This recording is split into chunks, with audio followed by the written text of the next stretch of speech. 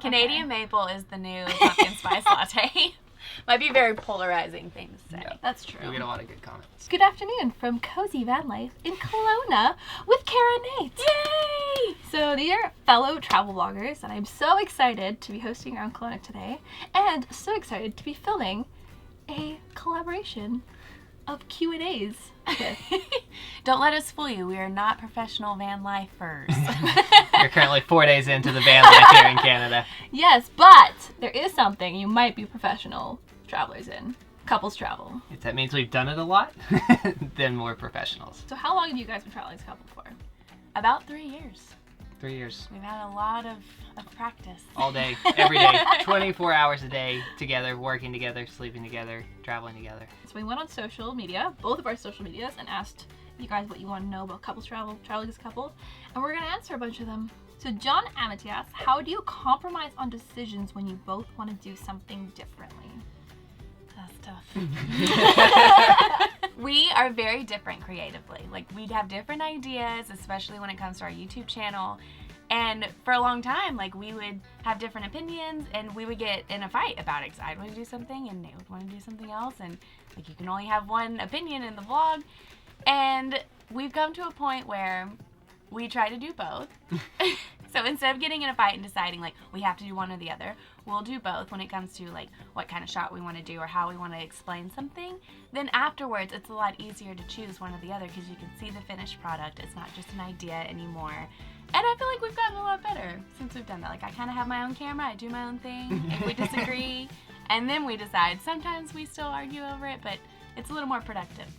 Normally we just have a discussion about it to begin with. Step one. Step one, a discussion. And step two is just figuring out, like, if it's something that one person really, really wants to do. Like, if someone really, really wants to do it, then we'll usually just compromise. Because normally, we're, like, both Matt and I are very easygoing, so we're kind of like, oh yeah, we could do that, or we cannot do that, and that's where we get a lot of the issues, because we're like, well, I could do that, or I could do that, and you're like, oh, we could do either. Yeah. So we just kind of be like, well, whoever wants to do it the most, Yeah. then you kind of take the lead. Or we just have a fight and then I usually win. I think the important thing is just, like, trying to, like, sit down and recognize, like, who is truly passionate about whatever you're doing. Shelby asked, do you have specific roles while traveling, or do you mix it up? For example, editing videos, booking travel, etc. Mm-hmm. So with me and Matt, I typically plan most of the travels because I just have the most experience. Like, Matt's just come into very, very new. Like, he never traveled before. I never did YouTube stuff before. So I've taken a big role in, like, continuously planning and getting us from A to B, or organizing this or that. So he'll kind of take on, like, the filming, or he'll take on the driving. So that's something I never do. When we first started traveling together, we were both really new. Like, we both had no idea what we were doing. And so we were learning as we went. And at the beginning, I feel like we both tried to do everything. Like, if Nate was travel planning, like, I would try to start travel planning. And I think you end up doing more work that way. Because when you split it up and you figure out, like, what you enjoy and what, most importantly, what you're good at, and then I do what I enjoy and what I'm good at, it's a lot more efficient that way. So Nate does all of our planning and booking because I'm terrible at it, and honestly, I don't like it that much. So we show up in a place and I'm like, what are we doing? Like, I have no idea, but I do all of the editing. And at the beginning, like, Nate would try to do some of the editing too, and it was just kind of weird, like. When you start traveling together as a couple, there are so many more decisions that you have to make. Like, before we left to go travel, we rarely fought. And then as soon as we hit the road, it was like, okay, what are we gonna eat? What are we gonna do? There's just like 10 times more decisions to make, and you're either hungry or tired or lost the majority of the time, and so that's adding pressure to it. So it leads to a lot more fights. And so for us, yes, developing roles was really important to not, like, arguing as much while we were on the road. And I like to say that my job is to do everything except for edit, because we're trying to put out a video every other day, which means that Kara's pretty much behind her computer editing any spare moment that she has. So I try to remove as much as possible from her plate so that she can have time to do what she does best, which is edit. Taylor Sablin asks, is there a difference in how your arguments play out when you're traveling versus at your home base? Yes. Our arguments are way more intense when we're on the road versus when we're at home. I feel like at home, I don't know, it's just, everything is not as like urgent. Like usually like an argument's happening because like something needs to be like decided on right away, or like a decision has to be made here, or like you've done something that the other person is not approved of, and it's like in the moment there. Whereas at home, like I feel like you have more time to kind of like think on it. Every time, like I feel like at every wedding when somebody gives a toast, they're like, never go to bed angry. And we found that like for us that was really bad advice, because we were always like, as soon as the problem came up, we were trying to solve it, and it was just getting like worse and worse.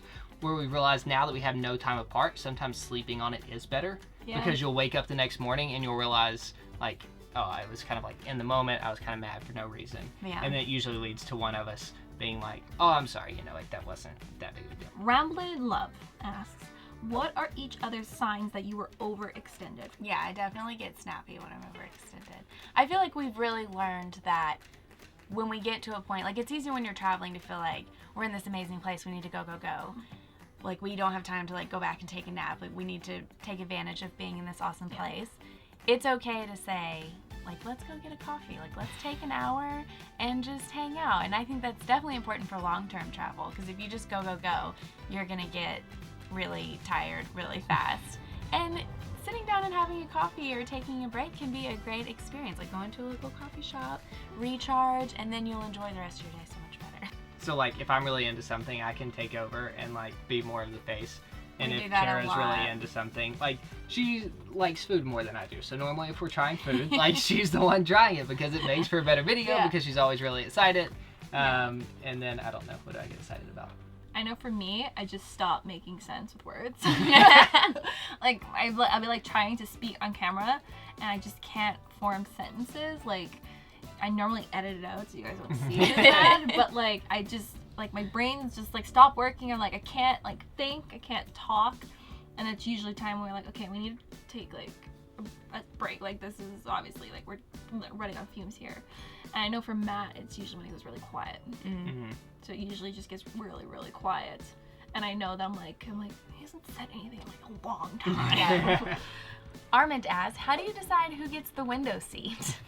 This is something that was really tough for us for a while. But Nate loves taking photos and videos outside of our window seat, and I like to like take a nap, watch a movie. I'm the one who spends more time behind the camera, which means that I get the window seat pretty much every Nate time. always gets the window seat, not pretty much every time. Which works out if there's nobody in the middle, but Kara does kind of get the short end of the stick a lot of times, because that means that she's stuck in the middle while I get the window seat. So I love window seats. Ugh, it's the best. Window seats are definitely the best, but generally when there's the window, it's a window seat and not a window seat. Like it's not an aisle seat or middle seat. I'll always take the middle seat just because I'm smaller, and Matt's taller. Like he's 6'1", so like he's got longer legs, and he usually has the big backpack of gear. And Do you ever go crazy being with the same person for all moments of the day?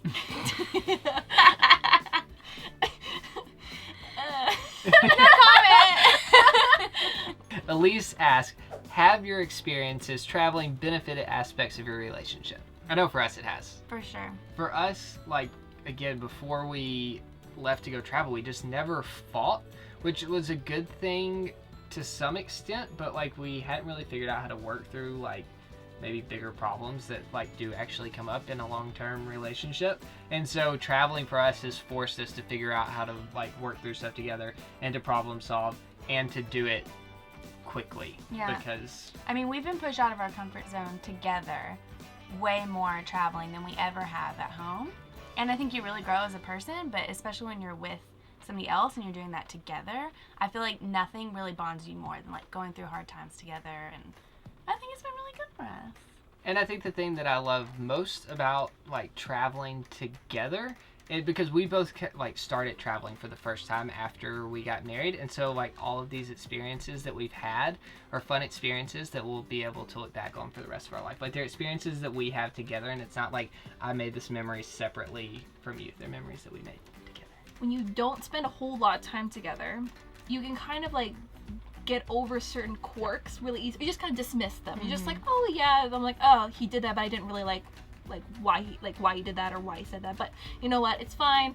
I'm gonna, I'm going to work, or like next time we'll just forget about it. But you're forced to kind of work through it, and then you learn like if there's certain values you really hold strong and like how you really, really blend together. One of her teachers before we got married said that you should be lost with someone, you should go travel with someone, And be broke with someone. and you should be broke with someone before you get married. Like that was her advice to know whether or not like you could really spend the rest of your life with that person. And Because we were all of those things at the same time when we first got traveling married. makes you butt heads.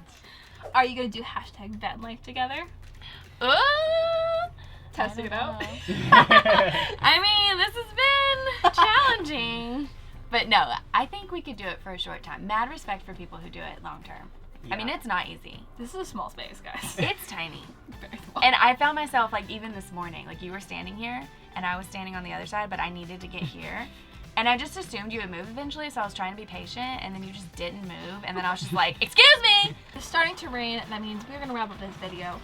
Thank you all for your relationship and traveling as a couple questions. Hopefully it has inspired you. I know it's been a little bit tricky because, like, as you can tell, you are going to have fights when you start traveling as a couple, but those fights really do shape you, and you learn a lot, as you learned from our answers.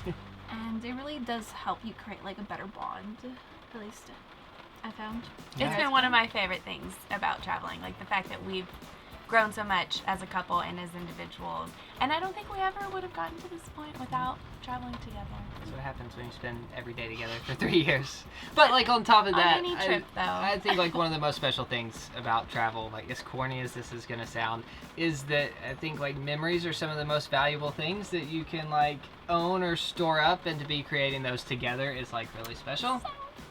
So cute. So corny. So it's corny, but it's like it's so true. Guys and gals, if you have not checked out Kara and Nate's channel, they have amazing travel videos and travel content. You should definitely go subscribe, go watch all of their videos. You won't regret it. Maybe don't start at the beginning. We've come a long way. That's like every travel vlog. Yeah. But it's so good. And we'll be posting a Kelowna video as well on their channel too. So to be subscribed to know when the Kelowna video comes out of us exploring the town. And yeah, thank you again for joining. Thank you. All the links down below and end screen. And we'll see you guys around. See you guys soon. Bye-bye. Thanks for watching.